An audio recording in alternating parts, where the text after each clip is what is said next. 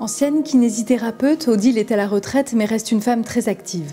Avec sagesse, elle nous confie comment elle a surmonté le vide laissé par la mort de son mari. Aujourd'hui, c'est une femme sereine et optimiste qui partage avec nous son expérience de la solitude et sa vision du bien-être.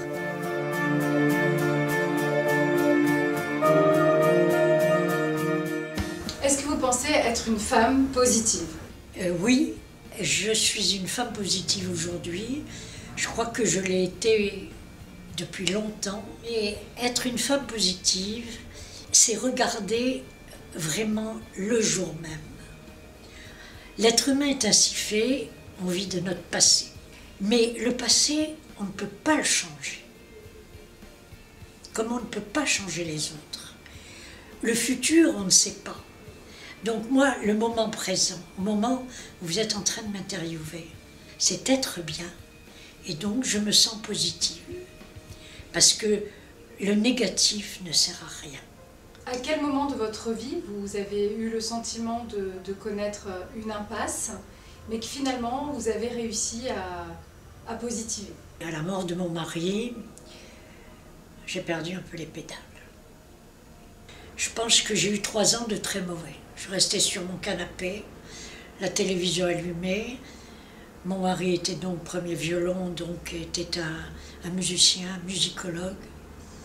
Je vivais dans cette musique. Et puis je pense qu'un jour, j'ai réalisé qu'il ne reviendrait pas. Qu'on pouvait être heureux, même sans l'amour d'un mari à côté de soi. Si Dieu du ciel, il pouvait me voir, il n'aurait pas voulu que je sois un légume. J'ai mis du temps et c'est là où j'ai commencé à chercher un bénévolat. Et ce qui m'a donné cette force, c'est parce que j'ai su m'en détacher.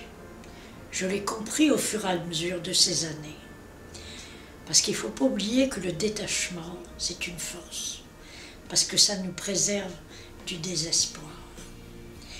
Et quand on a perdu l'homme que l'on aime, j'étais bien tombée. J'ai aimé mon mari. Et il m'avait apporté énormément de choses, mais je vivais dans son sillage. Et quand j'ai été seule, j'ai compris qu'on pouvait, à ce moment-là, non pas faire une autre vie, parce que c'est différent, mais j'ai compris que les atouts qu'on m'avait donnés dans ma vie, je pouvais les exploiter. Je me suis rendu compte que j'avais un potentiel en moi, et à ce moment-là, eh bien, je crois peut-être pas changer, parce qu'on ne change pas, mais j'ai évolué différemment. Et c'est pour ça que maintenant, même dans ma solitude, je vis très bien. Les gens ont peur de la solitude. Eh bien, la solitude, c'est une chance. On ne sait pas l'exploiter. Et notre monde actuel ne sait pas l'exploiter.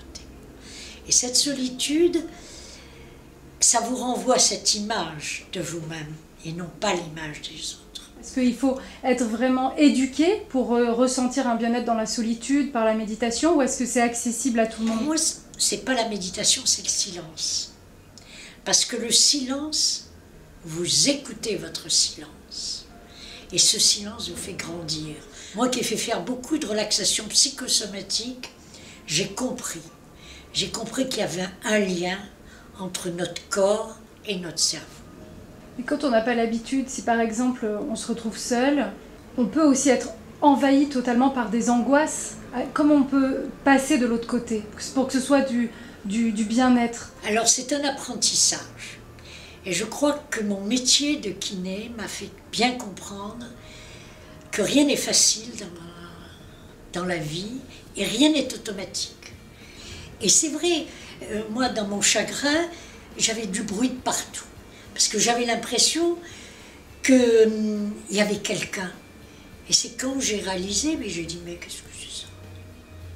Tu n'as pas besoin de ça pour vivre.